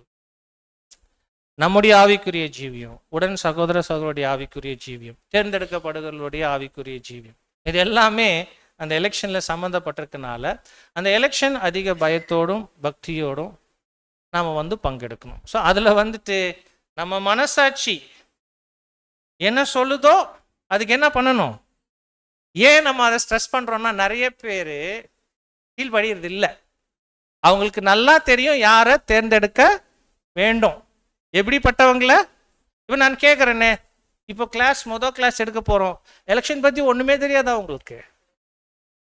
ஒன்றுமே தெரியாதா? குவாலிஃபிகேஷன் என்ன, என்ன தகுதி இருந்தால் தேர்ந்தெடுக்கணும், எப்படிப்பட்டவங்களை தேர்ந்தெடுக்கணும், எப்படிப்பட்டவங்களை தேர்ந்தெடுக்கக்கூடாது, எப்படி பங்கெடுக்கணும், எப்படி பங்கெடுக்கக்கூடாது, தெரியுமா தெரியாதா? தெரியும், தெரியும். சரி, அப்புறம் எதுக்கு மறுபடியும் இன்னைக்கு எலெக்ஷன் கிளாஸ்? அப்படின்னா நமக்கு தெரிந்த விஷயங்கள் தான், வேத வசனங்கள்ல இருந்து கற்றுக்கொண்டோம், ரீப்ரிண்ட்ல இருந்து வால்யூம்ல இருந்து கற்றுக்கொண்டோம். நல்லாவே தெரியும், இங்க இருக்கிற யாருக்கும் தெரியாம எல்லாம் ஒன்றும் கிடையாது, நல்லா தெரியும். அப்படி தேவனுடைய வார்த்தைகள் நமக்கு சரி என்று உணர்த்தக்கூடிய முடிவுக்கு அநேகர் கீழ்ப்படியதில்லை. உண்மை அது. அது இங்கேன்னு இல்லை, எல்லா பக்கமே அது உண்மை. அதுதான் மாறணும். அதனால தான் நம்ம தலைப்பு என்ன எடுத்துட்டோம், மனசாட்சி நம்ம லைஃப்ல எப்படி இருக்குன்னு புரிஞ்சுக்கணும், அதை நம்ம எப்படி பயன்படுத்தணும்னு புரிஞ்சுக்கணும். ஒருவேளை எலெக்ஷன்னா அதை பயன்படுத்தணும், அவ்வளவுதான். பண்பானவர்களே, எப்போதும் மனசாட்சி மதிக்கப்பட வேண்டும், அது ஒருபோதும் அடக்கப்படவோ மீறப்படவோ கூடாது. வேற ஒரு இடத்துல கொஸ்டின் புக்ல பிரதர் சொல்றார், if you are disobeying your conscience is a sin. மனசாட்சிக்கு நீங்க கீழ்ப்படியாம போனீங்கன்னா பாவம். ஏன்? நீங்க புது சிருஷ்டியா இருந்து தேவ ஆவி அவருடைய வார்த்தைகளை கொண்டு உங்க மனசாட்சிக்கு சரின்னு ஒரு விஷயத்தை உணர்த்தி நீங்க செய்யலைன்னா தப்பு செஞ்சுட்டு இருப்பீங்க. அல்லது உங்க மனசாட்சி தவறுன்னு ஒன்னதை உணர்த்தி நீங்க அதை செஞ்சீங்கன்னா தப்பு செஞ்சுட்டு இருப்பீங்க, அது பாவம், பண்ணக்கூடாது. அன்பானவர்களே, இப்போ எலெக்ஷனுக்கு வருவோம். அப்போ சபையினுடைய தேர்தல், அந்த தேர்தலில் நம்முடைய மனசாட்சிக்கு நாம கீழ்ப்படியணும். அப்படின்னா தேர்தலினுடைய முறைமை குறித்து, தேர்தலில் நாம பங்கு பெறுவது குறித்து, தேர்தலில் எப்படிப்பட்ட தகுதிகளின் அடிப்படையில் சகோதரர்களை தேர்ந்தெடுக்கணும் என்பது குறித்து தேவ வார்த்தைகள் எல்லாம் நமக்கு சொல்லி இருப்பது. அவைகள் ஒருவேளை ஒரு சகோதரனுக்கு கரம் உயர்த்தணும்னா நம்ம மனசாட்சிக்கு சொல்லணும், இவருக்கு கரம் உயர்த்துங்க. அல்லது அவைகள் மனசாட்சிக்கு சொல்லுது, இல்லை இவருக்கு வேண்டாம், கொஞ்சம் காத்திருக்கலாம், அவர் இன்னும் கூட கொஞ்சம் வளரட்டும், கொஞ்சம் சரி செய்துக்கிட்டோம் அப்படின்னா அந்த மனசாட்சிக்கு கீழ்ப்படினும். புரியுதுங்களா? வேற எந்த இன்ஃப்ளூயன்ஸையும் அது அனுமதிக்க கூடாது. இன்னும் ஒரு வருத்தமான ஒரு விஷயம், இன்னுமே சபைகளில் அந்த தங்களுடைய நிலைப்பாட்டை கரம் உயர்த்தியோ கரம் உயர்த்தாமையோ இருப்பதற்கு தனிப்பட்ட வகையில் சகோதர சகோதரிகள் முயற்சிக்கும் போது ஏதோ அறிந்தும் அறியாமலும் பலகீனத்தில் மற்றவங்களுடைய இன்ஃப்ளூயன்ஸ் இருக்குது, கையை பிடிச்சி வைக்கிற அளவுக்கு சில இடங்கள்ல. ஏன்னா நம்ம நடத்துறதுக்கு போறோம்ல, பார்க்குறோம், இருக்கக்கூடாது. அது உண்மையிலே இருக்குது, உண்மையிலே இருக்குதுங்க. அது ரொம்ப வருத்தத்தோட சொல்றோம். முகம் சிரிக்குது, பட் ரொம்ப வருத்தம் இருக்கு. we are new creatures, புது சிருஷ்டிகள். சபை கர்த்தருடையது. அவர் கொடுத்திருக்கிற ஒழுங்குகள், அவர் கொடுத்திருக்கக்கூடிய கட்டளைகள், கொள்கைகள் உயிர் மாதிரி பார்க்கணும். நாம் அதன்படி நம்ம பங்களிப்பு செஞ்சா அவர் பார்வையில் நாம் என்ன ஆயிக்குவோம், நாம் ஒரு பெரிய கிருபை பெற்றுக்கொள்வோம். நம்ம என்ன ரொம்ப எளிமையாக சொல்லணும், ஒவ்வொரு எக்லீஷியா எலெக்ஷன்லையும் நம்முடைய இண்டிவிஜுவல் எலெக்ஷன் இருக்குது. அது என்னது இண்டிவிஜுவல் எலெக்ஷன்? எக்லீஷா எலெக்ஷன்னா எக்லீஷாக்கான ஊழியர்களே என்ன பண்றோம்? தேர்ந்தெடுக்கிறோம். அதுதான் எலெக்ஷன். அதுல எது முக்கியமா கவனிக்கப்பட வேண்டும்? நாம 1,44,000 ஒரு நபரா தேர்ந்தெடுக்கப்படுவதற்கு ஏதுவா அதுல நடக்கிறோமா இல்லையா தேவன் பார்க்கறாங்க. So ecclesia election involves our individual election. So நாம பயத்தோட பக்தியோட உண்மையோட தேவனுடைய வார்த்தை மனசாட்சிக்கு சொல்லுகிறத மனசாட்சி கேட்டு நமக்கு உணர்த்தக்கூடியதுக்கு கீழ்ப்படுகிறோமா, அதுக்கு ஒப்பு கொடுக்கிறோமா, அல்லது சொந்த மாம்சம் அல்லது மற்றவங்களுடைய மாம்ச பலகீனம் இதற்கு நாம் இடம் கொடுத்துட்றோமா, அல்லது அவ்வளோ சீரியஸாலாம் நான் எதுவும் பண்ணுறதில்லை பிரதர், பட் போய் என்னமோ செஞ்சுட்டு வருவேன் அப்படி கேர்லெஸ்னஸ், கவனக்குறைவு, அசட்டை இருக்குதா? இதெல்லாம் ரொம்ப சீரியஸாக அங்கே கவனிக்கணும். அப்போது சபையில் அன்பானவர்களே எலெக்ஷன் நடக்கும்போது அந்த எலெக்ஷனில் நம்ம மனசாட்சிக்கு நாம் கீழ்ப்படுகிறோம் அப்படின்னா என்ன அர்த்தம்னா, ஒருவேளை தேர்தலை குறித்து, தேர்ந்தெடுக்கப்பட வேண்டியவர்களை குறித்து, தேர்ந்தெடுக்கப்பட வேண்டிய விதம் குறித்து முதல்ல வசனங்கள் ரைட்டிங்ஸ் என்ன சொல்தோ அதையெல்லாம் வச்சுட்டு இந்த மனசாட்சி நாம் என்ன பண்ணணும்? ரெகுலேட் பண்ணணும். ஏன்னா அப்பதான் அதெல்லாம் மனசாட்சிக்கு நல்லா தெரிஞ்சாதான் மனசாட்சி அப்படின்னா இப்படி செய்யுங்க, இவங்களுக்கு உங்களுடைய அங்கீகாரத்தை கொடுங்க அப்படின்னு அது கைட் பண்ணும். அதுக்கு நாம் என்ன பண்ணிடலாம்? கீழ்ப்படைஞ்சு போயிடலாம். அதுதான் கான்செப்ட். ஒரு 10 நிமிஷத்துல பாடம் நம்ம முடிச்சிடுவோம். அப்போ சபையினுடைய தேர்தல் எனும்போது சபையில கனத்துக்குரிய ஸ்தானம், ஊழிய ஸ்தானம், மூப்பர்கள் என்றாலுமே சரி, உதவிக்காரர்கள் என்றாலும் சரி, கனத்துக்குரிய ஸ்தானம். ஏன்னா தேவனுடைய மந்தை சபை, தேவனுடைய ஆடுகள், சகோதர சகோதரிகள், அவர்களுக்கு உதவியாக மேற்பார்வையிடவும் ஊழியம் செய்யவும் ஒரு வாய்ப்புனா மிகப்பெரிய கனம். அந்த கனத்துக்குரிய ஒரு ஸ்தானத்துக்கு ஒரு சகோதரனை நாம தேர்ந்தெடுக்கணும் என்று சொன்னா அவங்க கிட்ட சில அடிப்படையான தகுதிகள் நாம பார்க்கணும். அந்த அடிப்படையான தகுதிகள் பத்தி நாம சொல்லும் போது முதல் தகுதி என்ன? ஒரு சகோதரனை நாம மூப்பராக பிரதானமா, ஏன்னா முதல்ல எலெக்ஷன்னா அதுதான் நாம அங்க நிற்போம்.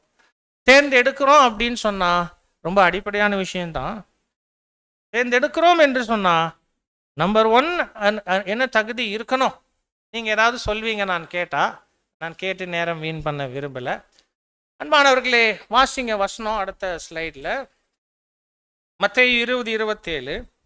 உங்களில் எவனாகிலும் முதன்மையானவனாய் இருக்க விரும்பினால் அவன் உங்களுக்கு ஊழியக்காரனாய் இருக்க கடவன். அன்பானவர்களே பாருங்களேன், ஒரு சகோதரனை ஒரு சபையின் ஊழியக்காரனா, அது எந்த ஸ்தானமா வேணா இருக்கட்டும், மூப்பரா இருக்கட்டும், உதவிக்காரரா இருக்கட்டும், ஃபர்ஸ்ட் நாம் அவங்க கிட்ட பார்க்க வேண்டிய குணங்கள் அல்லது தகுதியில பிரதானமானது என்ன அப்படின்னா, தேர்ந்தெடுக்கப்படுவதற்கு முன்னமே அவருக்கு ஊழியம் செய்ய வேண்டும் என்கிற மனநிலை, விருப்பம், ஆவி, அதற்கு சான்றா ஊழியம் செய்யக்கூடிய முயற்சிகள், பிரயாசங்கள் அவர்கிட்ட காணப்படணும். அதுதான் ஃபர்ஸ்ட் தகுதி. ஏன்னா ஊழியம் செய்யணுங்கிற விருப்பமும் அந்த மனநிலையும் அதற்கே உரிய பிரயாசங்கள் இருக்கும்போது அப்படிப்பட்டவரை தேர்ந்தெடுத்தா அவர் கண்டிப்பா என்ன பண்ணுவார்? ஆமா, ரொம்ப பேசிக்கான கான்செப்ட் தான். வாசிங்க நெக்ஸ்ட் பேராகிராஃப்ல பாருங்க. ஊழியம் புரிவதற்கான ஆவியினை மிகுதியாய் பெற்றிருக்கிறவர்களை நாம் நாடி தேடிட வேண்டும் என்பதே எங்களுடைய பதிலாய். பாருங்க, பிரதர் ரசல் கிட்ட கேள்வி கேட்கும் போது அவர் சொல்றாரு பாருங்க, யாரை தேர்ந்தெடுக்கணும்? அட, ஊழியம் புரிவதற்கான ஆவி யாருக்கு மிகுதியா இருக்கோ அவங்கள கண்டுபிடிங்க. பெருமளவில் ஊழியம் புரிந்து சபையாருக்கு பெருமளவில் ஆவிக்குரிய ஆசீர்வாதத்தினை கொண்டு வருபவன், அதாவது உண்மையாய் ஊழியம் புரிவதற்கென மிகவும் பிரயாசம் எடுக்கிறவன், இத்தகையவனை முதன்மையானவனாக. இங்க என்ன சொல்றார் இந்த விஷயத்துல சகோதர சகோதரிகளே?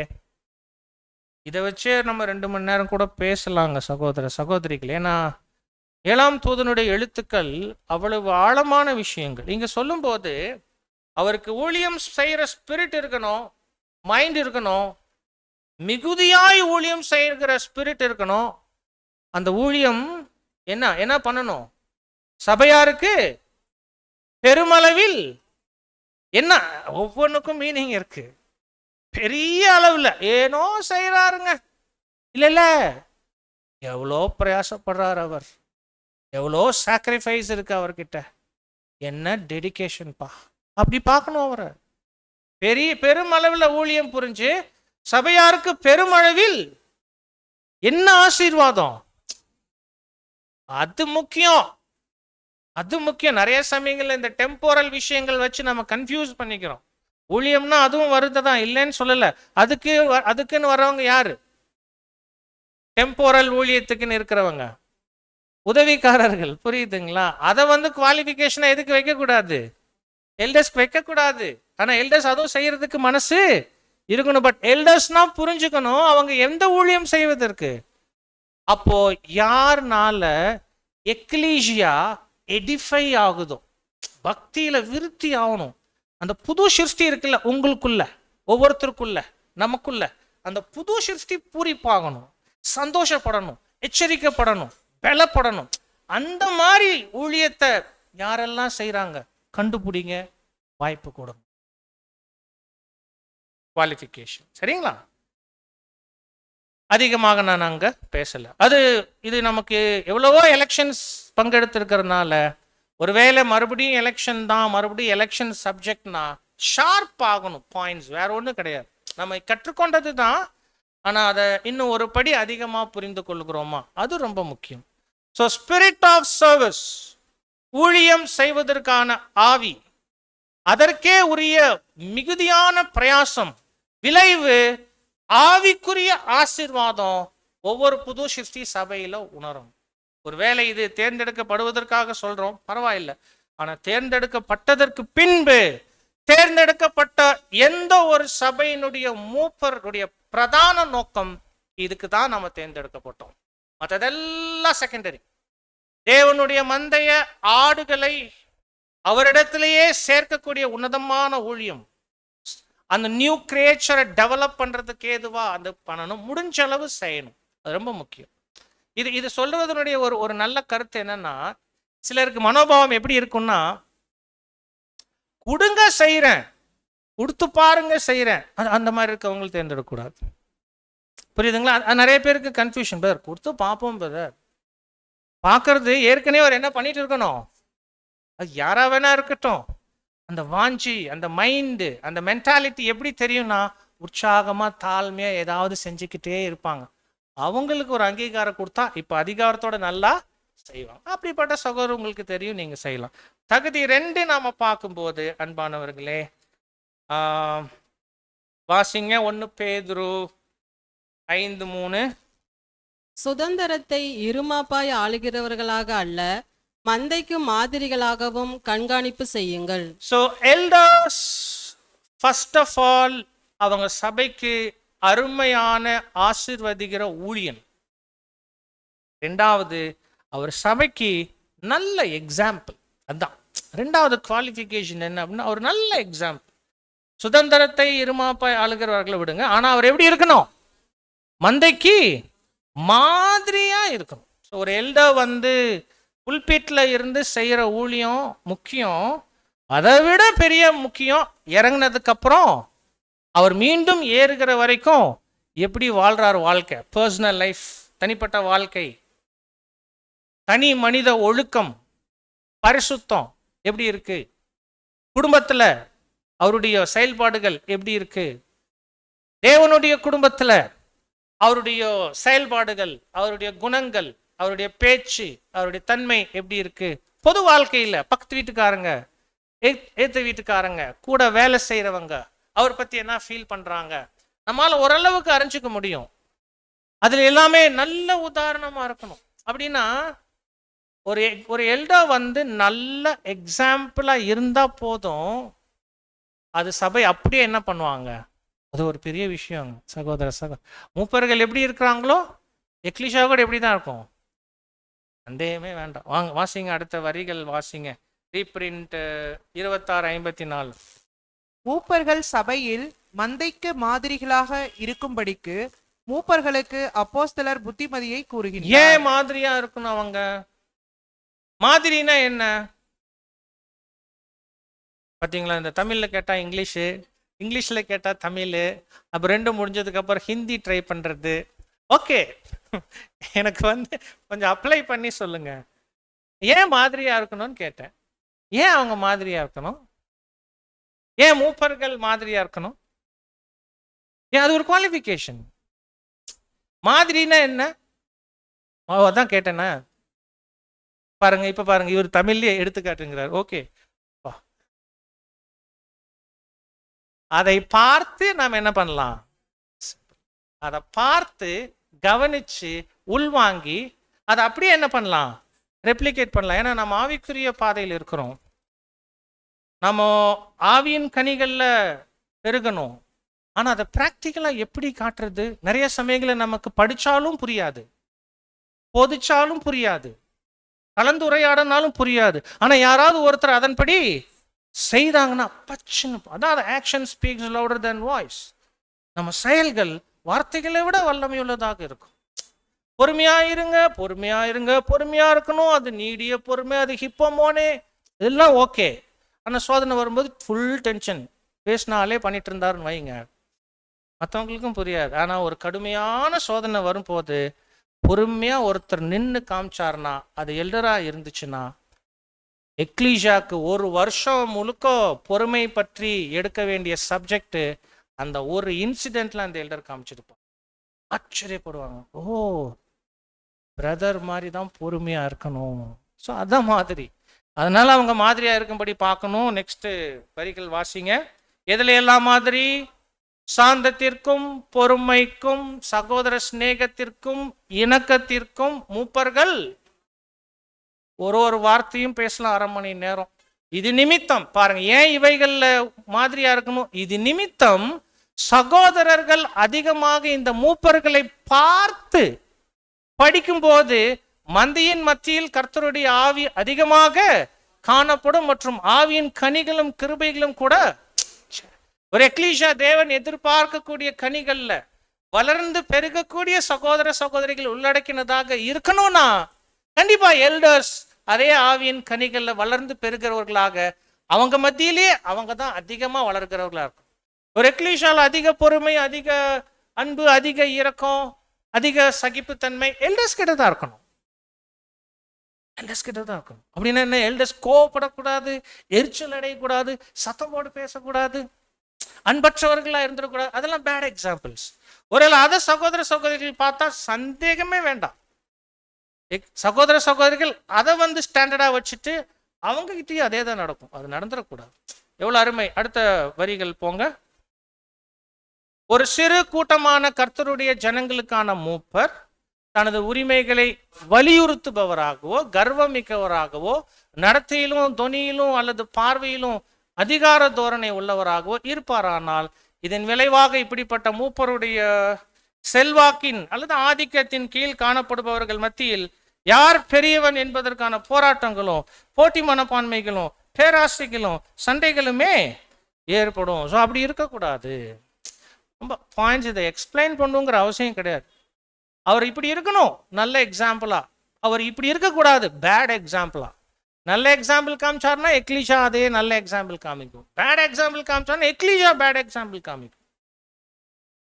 எக்லீஷா எல்டர்ஸ் இருக்கிற மாதிரி எக்லீஷா இருக்கும். எக்லீஷா இப்படிதான் இருக்கிறாங்கன்னா மீனிங் எல்டர்ஸ் அப்படி இருக்காங்க, சந்தேகமே வேண்டாம். அப்போ அன்பானவர்களே, நம்ம அருமை சகோதரர்களை நம்ம தேர்ந்தெடுக்கும் போது இந்த குணங்கள் மைண்ட்ல வச்சு நாம தேர்ந்தெடுக்கலாம். பாடிங்க, அடுத்த ஸ்லைட்ல இங்கிலீஷ்ல இருக்கு. The Lord does not raise up rulers. தேவன் சபையில கிறிஸ்துவினுடைய சரீரத்தை வழி நடத்துவதற்கு அதிகாரிகளை அவரு எழுப்புறதில்லை. But he does raise up faithful leaders. உண்மையுள்ள வழிகாட்டிகளை அவர் ஏற்படுத்துறார். அப்போ எழுதுனா அப்படி இருக்கணும். அன்புல, சாந்தத்துல, பொறுமையில, கனிவுல, இரக்கம்ல, அரவணைச்சு போகக்கூடியவரா, வழிநடத்தக்கூடியவரா இருக்கும். ஆதிக்கம், பெருமை, நோ நோ நோ நோ, அது இருக்கவே. Be humble, be polite, be loving. எப்போதுமே எந்த சூழலிலுமே அப்படி இல்லாதனால ஒன்றும் கெட்டு போகாது. ரொம்ப முக்கியம் அன்பானவர்கள். அடுத்து, சபையின் மூப்பர்கள், வழிநடத்துபவர்கள் கர்த்தருடைய ஆவியின் சகல கிருபைகளிலும் மந்தைக்கு உண்மையில் மாதிரிகளாக இருக்கக்கூடியவர்களை இந்த ஸ்தானத்திற்கென தேர்ந்தெடுப்பதில் கர்த்தருடைய ஜனங்கள் அடங்கிய ஒவ்வொரு கூட்டத்தாரும் நீங்களும் அதே மாதிரி தான் செய்யணும், நாமும் அதே மாதிரி தான் செய்யணும். அன்பானவர்களே, தகுதி 3 போயிட்டோம்னா நமக்கு தெரிந்தது 1 பேதுரு 5:5 வாசித்தோம் நினைக்கிறேன் ஆராதனைக்கு முன்பு தியான பகுதியில். அந்தபடி இளைஞரே மூப்பருக்கு கீழ்ப்படியுங்கள், நீங்கள் எல்லாரும் ஒருவருக்கு ஒருவர் கீழ்ப்படிந்து என்ன பண்ணிடுங்க. கண்டிப்பா ஒரு எல்டர் என்ற ஸ்தானத்துக்கு நாம் சகோதரர்களை தேர்ந்தெடுக்கும் போது தாழ்மை நம்ம காம்ப்ரமைஸே பண்ண முடியாத ஒரு குவாலிஃபிகேஷன். தாழ்மைனா என்னன்னு கேட்டா என்ன பதில் சொல்வீங்க? பவ்யமா, பணிவா வணக்கம் சொல்றது தாழ்மை கிடையாது. அல்லது கை கொடுப்பது தாழ்மையை எடுத்துக்க கூடாது. சில சமயங்களில் கோபப்படுறது கூட தாழ்மை தான் இல்லையா? நியாயமா, நீதியா, ஆனா அதே சமயத்துல அன்பா கடிந்து கொண்டா கூட அதுல கூட தாழ்மை இருக்கத்தான் செய்யும். அப்ப என்னன்னா அன்பானவர்களே, தாழ்மை அணிந்து கொள்ளுங்கள். அந்த வார்த்தை நல்ல வார்த்தை. தாழ்மை என்ன பண்ணணும்? ட்ரெஸ் மாதிரி. ஏன்னா ட்ரெஸ் தான் நம்ம அணிந்து கொள்கிறோம். நம்முடைய நிர்வாணத்தை, அவலட்சணத்தை மறைக்கிற அந்த ஆடை 24 மணி நேரம் அணிந்து கொள்கிறதா இருக்குல்ல, அது மாதிரி தாழ்மை 24 hours இருக்கட்டும். எவ்வளோ பெரிய ஒரு பாடம் பாருங்க. 24 hours தாழ்மை அணிந்து கொள்ளுங்கள்னா மீனிங் அதுதான். புரியுதுங்களா? அணிந்து கொள்ளனா நம்ம ஆடையை அணிந்து கொள்கிறோம்ல, நாள் முழுக்க அணிந்து கொள்றோம்ல. அணிந்து கொள்வது தானே நல்லது. கண்ணியம், கனம், இப்படிதான் தாழ்மை இருக்கணும் எல்டர்ஸ் கிட்ட. கஷ்டம்தான். இப்போ நம்ம ஒரு சபையினுடைய ஒளி நான் இருந்து யோசிக்கும் போது நிறைய சமயங்கள் அப்படி இருக்கிறது இல்லை தான். அது உண்மை, அது இல்லைன்னு சொல்றல. நம்ம அந்த ஸ்டாண்டர்ட் பார்க்குறோம், அந்த தரம், தேவன் எதிர்பார்க்கக்கூடிய தரம் ரொம்ப ஹை லெவல். நம்ம என்ன பண்ணணும்? முடிஞ்ச அளவுக்கு முயற்சிக்கிறவர்களாகவே இருக்கும். நாளுக்கு நாள் அந்த அபூரணத்தை நம்ம மேற்கொண்டு அந்த தாழ்மையில வளருகிறவரா, நமக்கு மத்தியிலேயே அதிகமா இருக்கிறவங்க குட், அவர்களுக்கு உங்கள் அங்கீகாரம் கொடுங்க. எங்க எக்லீஷால இவங்க தான் பிரதர் தாழ்மைன்னு சொன்னா எங்க எல்லாரை விட அப்படின்னு யாரை உங்களால பார்க்க முடியுதோ அவர்களுக்கு அந்த நீங்க அங்கீகாரத்தை நீங்க அங்க கொடுக்கலாம். வசனம் வாசிங்க. ஏன் தாழ்மை முக்கியம்? மூப்பர்களின் மூப்பர்களின் சார்பிலும் மற்ற அனைவரின் சார்பிலும் அவசியமான பண்பு. பாருங்க, மூப்பர்கள் சார்பிலும், அதே சமயம் தயவு செய்து எலெக்ஷன் சப்ஜெக்ட் எல்டர்ஸ்க்காக இல்லை, டீக்கன்ஸ்க்காக மாத்திரம் இல்லை, நம்ம எல்லோருக்காகவுமே. எல்டர்ஸும் பரலோகம் போறதுக்காக வந்திருக்கிறாங்க, டீக்கன்ஸும் அதுக்கு தான். அவர்களை தேர்ந்தெடுக்கக்கூடிய சகோதர நாமும் தேவனுடைய முகம் தரிசிக்கணும் தான் வந்திருக்கிறோம். நம்ம எல்லாருக்குமே இந்த குவாலிஃபிகேஷன்ஸ் வேணும். அதனால மூப்பர்கள் சார்பில்னாலும் சரி, மற்றவங்க சார்பில்னாலும் சரி, மிக அவசியமான பண்பு தாழ்மை. என் அப்போஸ்தலர் மிக தெளிவாக சுட்டி காண்பிக்கின்றார்.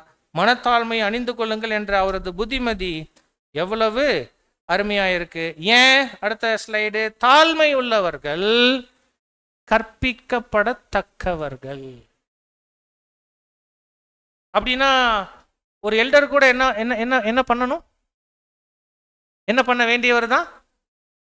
இல்லாட்டி கற்று முடிச்சவர் தான் எல்டரா? நமக்கு ஒரு நல்ல பேர் வச்சாங்க பிரதர் ரசல், பைபிள் சாகுற வரைக்கும். நீங்க நினைச்சிருப்பீங்களா சாகுற வரைக்கும் ஸ்டூடெண்டா இருப்பீங்கன்னு? எப்படியோ அந்த 12வது முடிச்சு டிகிரி முடிச்சுட்டா கிராஜுவேட் ஆயிடுவேன் அப்படித்தானே நம்ம எல்லாரும் நினைச்சோம். ஆனா வாழ்க்கை முழுக்க நமக்கு என்ன பேர் வந்துடுச்சு? மாணவர்கள் தான். சீஷன்னா அதான் மீனிங். கத்துக்கிட்டே இருக்கணும். கத்துக்கிற வரைக்கும் தான் ஒருத்தர் சீஷன். நிறுத்திட்டாரு அவர் மாஸ்டர். நம்ம மாஸ்டராக வாய்ப்பே, ஏன்னா we have only one master, Jesus Christ. கர்த்தர் இயேசு போதகர். அவருக்கு கீழே அவருடைய பள்ளியில மூச்சு விடுற கடைசி நிமிடம் வரைக்கும் நம்மானவர்கள் சீஷர்கள் கற்றுட்டே இருக்கணும், இன்க்ளூடிங் எல்டர்ஸ். அதனால தாழ்மையா இருந்தாங்கன்னா ஏன் நல்லது? அவர்களும் கூட குறைகளை நீங்கி விலகினங்களை நீங்கி அவர்களும் கற்றுக்கொள்ளுகிறவர்களாக கற்பிக்கப்படத்தக்கவர்கள், அவங்களும் கத்துக்கிறவங்களாக இருப்பாங்க, எளிமையானவங்களா இருப்பாங்க, மாயமாலமற்றவங்களா இருப்பாங்க. பெரியவர் இப்படிப்பட்டவங்களை பெரியவர்கள் என என்னப்பட வேண்டும். இதுக்காகவே வந்துட்டு நமக்கு நிறைய விஷயங்கள் சொல்லப்படுது பாருங்க. சபையாரிலேயே மனதிலும் நடத்தியிலும் மிக தாழ்மையாக காணப்படுவார்கள். வார்த்தையை பார்த்தீங்களா? யார் மூப்பர்கள்? அந்த ரெட்டு மாத்திரம் வாசிங்க. சபையாரிலேயே நடத்தியிலும். அதனால நல்ல வார்த்தை. எலெக்ஷன் சப்ஜெக்ட் தான், ரசிச்சு படிக்கலாம். சார் அதே எலெக்ஷன் சப்ஜெக்டா? அப்படி இல்லை. ஆமா அதே எலெக்ஷன் சப்ஜெக்ட் தான். ஏன்னா அதே எலெக்ஷன் தானே, அதே எக்லீஷா தானே, அதே எக்லீஷா, அதே எலெக்ஷன் பாயிண்ட். பட் ஒவ்வொரு வருஷமும் அதனுடைய டெப்த் புரியணும். எவ்வளவு அழகா இருக்கு பாருங்க. சபையாரிலேயே இவங்க தான் பிரதர் ஹம்பிள். அப்படிப்பட்ட சகோதரர்கள் அந்த வாய்ப்புக்கு நாம ஏற்படுத்தணும். அல்லது அப்படி ஏற்படுத்தப்படுகிற சகோதரர்கள் அதை புரிஞ்சு தன் வாழ்க்கையில் அங்கே நடக்கும். நம்ம எல்லாருமே கூட தேவனுடைய கிருபையில சபையாரால் அந்த அங்கீகாரத்தை பெற்றுக்கொள்ளும் போது அந்த பயம் வருது. இந்த பாயிண்ட்ஸை படிக்கும் போதோ அது பேசும்போதோ எந்த அளவுக்கு நாம் இருக்கிறோம், எந்த அளவுக்கு நாம முயற்சிக்கிறோம், அது வருது, அது வரணும். அப்படி இருக்கிறவர்களுக்கு நாம் அந்த முக்கியத்துவம் கொடுக்கணும். நாலாவது பாயிண்ட், நாலாவது குவாலிஃபிகேஷன் சொல்லும் போது இருக்கக்கூடாது. இது என்னது? வாசிங்க, அதே வசனம் தான். 1 பேதுரு 5:5 பெருமை உள்ளவர்களுக்கு தேவன் ஒருவேளை ஊழியத்தின் ஆவி இருப்பவர்கள் தேர்ந்தெடுங்க, மாதிரியா இருப்பவர்கள் தேர்ந்தெடுங்க, தாழ்மையா இருப்பவர்கள் தேர்ந்தெடுங்க அப்படிங்கிற வரிசையில பெருமையா இருந்தா என்ன பண்ண வேண்டாம். அது ஒன்று அது நெகட்டிவான விஷயம். ஒருபோதும் சபை பெருமை என்ற பலகீனம் காணப்படுகிற சகோதரர்களை இந்த ஸ்தானத்துக்கு என்ன பண்ணிடக்கூடாது, ஏற்படுத்திடக்கூடாது. ஏன்? பெருமையுள்ளவர்களுக்கு எனக்கு உங்களுக்கு புரிதல் என்ன? எனக்கு பெருமை இருந்துச்சுன்னா நான் என்ன பண்றேன்னா நினைச்சு பாருங்க, அது மீனிங் என்ன? யார் ஒருத்தருக்குள்ள பெருமை இருக்கோ அவங்கள யார் எதிர்க்கிறா? தேவன் எதிர்க்கிறாரா? அப்படின்னா இல்ல தேவன் எதிர்க்கிறாருன்னு என்ன அர்த்தம்? நம்ம எல்லாமா தேவன் எதிர்ப்பார். அவர் எதிர்க்கிறதுக்கு நாமோ யாரு? ஆனா வசனம் அதான் சொல்லுது. ஆனா இப்ப அதனுடைய மீனிங் என்ன? பெருமை இருந்தா இது எல்டர்ஸ்க்கு மாத்திரம் இல்ல, சிஸ்டர்ஸ்க்கும் தான். கடைநிலை சகோதரனுக்கும் சகோதரிக்கும் தான். நமக்குள்ள பெருமை என்பது இருந்துச்சுன்னா வசனம் சொல்லுது தேவன் is opposing us, God is against us. தேவன் நமக்கு எதிராக நிற்கிறார்னா மீனிங் என்னன்னா நமது வளர்ச்சிக்கு எதிராக நிற்கிறார், நம்முடைய ஆசீர்வாதத்துக்கு எதிராக நிற்கிறார். அப்படின்னா என்னன்னா வளர விட மாட்டார், ஆசீர்வதிக்க மாட்டார். இப்போ அந்த வார்த்தைக்கான அர்த்தம் புரியும். பெருமை இருந்துச்சு தேவன் சொல்லிடுவார் அங்கேயே நின்னுடு, அங்கேயே நின்னுடு. உயர்த்துதல் மேம்படுத்துதல் நோ, அதுதான் தேவன் எதிர்க்கிறார். இப்ப நினைச்சு பாருங்க, நம்ம யாரா இருந்தா கூட சரி, எந்த ஒரு ஊழியம், எந்த ஒரு ஸ்லாக்கியம், எந்த ஒரு ஆசீர்வாதம் தேவன் கிட்ட இருந்து வாங்கணும்னா பிரதர் வேற இடத்துல அழகா பேசுறாங்க, ஹியூமிலிட்டி, யூனிவர்சல் லா. அப்படின்னா பரலோகமும் சரி பூலோகமும் சரி, யாராவது ஒருத்தரை உயர்த்தணும்னா தேவன் எதிர்பார்க்கிறது என்ன? தாழ்த்துனா என்ன பண்ணுவேன்? உயர்த்துவேன். உயர்த்தினா நான் என்ன பண்ணிடுவேன்? இது யூனிவர்சல் லா. அப்படின்னா பூமியிலையும் அதே ரூல் தான், எங்க கூட அதே ரூல் தான், மாற்று கருத்தே இல்லை தேவன் கிட்ட. அப்போ நாம எல்லோருமே ரொம்ப ஆபத்தா பார்த்து எதிர்க்க வேண்டிய ஒரு பலகீனம். டெய்லி ஜெபத்துல இது இருக்கணும். ஏன்னா இந்த பலகீனம் குறித்து பிரதர் ரசல் ரொம்பவே சொல்றாங்க. இது இருந்தா அது இருக்கிறவருக்கு தெரியவே. சப்ஜெக்ட்லாம் கேட்டிருப்பீங்க இல்லையா சகோதர சகோதரிகளே? ஸ்பிரிச்சுவல் பிரைடு, மோசமான நோய். அது ஏன் மோசமான நோய்? வந்திருக்கிறவருக்கு மாத்திரம் தெரியாது வந்திருக்குன்னு, ஆனா சுத்தி இருக்கிற எல்லாருக்குமே தெரியும் இவர் ஓவர் ஸ்பிரிச்சுவல் பிரைடுப்பா. அது எவ்வளோ ஆபத்து. ஏன்னா நோய் வந்திருக்கிறது தெரியலன்னா குணமாகணுங்கிற அவசியமே உணர மாட்டோம்ல. அதான் பாருங்க, பெருமை உள்ளவர்களுக்கு தேவன் எதிர்க்கிறார். வாசிங்க. முதன்மையான இடத்தை விரும்புகின்றவனை அவன் நாடிடும் இடத்தினை அடைவதற்கு உதவிட. மேபி இதெல்லாம் ரொம்ப கடினமான பாயிண்ட்ஸ், பட் இதுதான் நாம பார்க்கணும், இது மெச்சூர் பண்ணணும். முதன்மையான இடத்தை விரும்புகின்றவனை கொஞ்சம் முரண்பாடா தெரியும். ஏன்னா வசனம் என்ன சொல்றது? 1 தீமோத்தேயு 3:1, கண்காணிப்பை நல்ல வேலை. அங்க விருப்பம் அங்கீகரிக்கப்படுது. அது என்ன அர்த்தத்துல? இன் a பாசிட்டிவ் சென்ஸ். தேவனுக்கு சித்தம்னா அவருடைய கண்கள்ல இரக்கம் இருந்து அவருடைய பிள்ளைகளின் மூலம் ஒரு வாய்ப்பு வந்தா நான் என்ன பண்ணுவேன்? நான் செய்யறதுக்கு வாஞ்சியா இருக்கிறேன், அந்த விருப்பம் அங்க. ஆனா இங்க சொல்லப்படுற விருப்பம் என்னது? இல்ல, நான் முதன்மை ஸ்தானத்துல இருக்கணும், எனக்கு கனம் அதிகமா கிடக்கணும், சுயநலமா அப்படி யாராவது விரும்பினாங்கன்னா அவன் நாடிடும் இடத்தினை அடைவதற்கு உதவிடக்கூடாது என்பது நம்முடைய குறிக்கோளாய். இது யாருக்கு சொல்றார்? இந்த பாயிண்ட் யாரை பார்த்து பேசுற மாதிரி இருக்கு? தேர்ந்தெடுக்கிறவர்கள் குறிச்சு பாருங்க. நீங்க நாங்க சபையாரே இல்லைங்கிற மாதிரி தான் இருக்கீங்க. இது எக்லீஷாவுடைய ரெஸ்பான்சிபிலிட்டி. அப்படிப்பட்டவங்களுக்கு அதுக்கு உதவி செஞ்சிடக்கூடாது. இது கர்த்தருடைய சிந்தையாக இருக்கும் என்று நாம் பாருங்க, அவனது இத்தகைய நடவடிக்கையில் அவனுக்கு உதவுதல் என்பது அவனுக்கும் மற்றும் கர்த்தருடைய நோக்கத்திற்கும். அப்போ பெருமை என்பது அது ரொம்ப ஆபத்து. அதனால அது வேண்டாம். ஒருவேளை அந்த ஒரு பலகீனம் யாருக்கிட்டையாவது இருக்குது, குறை இருந்துச்சுன்னா டைம் எடுத்துக்கிட்டோம், உணரட்டும், குணமாகட்டும், அதுக்கப்புறம் வேணா வாய்ப்பு கொடுக்கலாம். அவ்வளவுதான் சொல்லணுமே தவிர அந்த பெருமை இருக்கிறவங்களுக்கு நாம் அங்கீகாரம் கொடுத்துடக்கூடாது. ஏன்னா வசனம் 5:3-2:1 தன்னை உயர்த்துகிறவன் எவனும் சபையால். அன்பானவர்களே, சபை மீது எலெக்ஷன்ல எவ்வளோ பொறுப்பு இருக்குங்கிறது நாம பார்க்கிறோம். தன்னை உயர்த்துகிறவன் எவனும் சபையால் உயர்த்தப்படக்கூடாது, ஏனெனில் அவன் கர்த்தரால். தன்னைத்தானே தாழ்த்துகிறவன் சபையாருடைய வாக்கினாலோ அல்லது கர்த்தருடைய சித்தத்தினாலோ உயர்த்தப்படுவான். அதனால் அன்பானவர்களே, இதுக்கு ஒரு உதாரணம் நெக்ஸ்ட் சொல்லும் போது, தேவன் இயேசுவை என்ன பண்ணாங்க? தன்னலத்தினை நாடினவராகிய சாத்தானை, அதே ரூல் தான் தேவன் ஃபாலோ பண்றாங்க. கர்த்தர் இயேசு தம்மையே தாழ்த்தினார், தேவன் என்ன பண்ணிட்டாங்க? ஆனா லூசிஃபர் என்ன பண்ணார்? தன்னையே. சிம்பிள். அதான் சொன்னோம், அது யூனிவர்சல் லா. பிரபஞ்சம் முழுக்கம் தேவன் அதுதான் அங்க கடைபிடிக்கிறாங்க. அன்பானவர்களே, அதனால இது ரொம்ப ஆபத்து. சபையை பார்க்கிலும் தன்னை பெரியவன் என்று ஒரு மனநிலை யாராவது எந்த ரீதியாவது வெளிப்பட்டா ரொம்ப ஆபத்து. அவர்கள் குணமாகிற வரைக்கும் விட்டுறணும், இல்லாட்டி அவங்கள தேர்ந்தெடுக்க வேண்டாம். தகுதி இல்லை. இது 5வது. அடுத்தது வாசிங்க.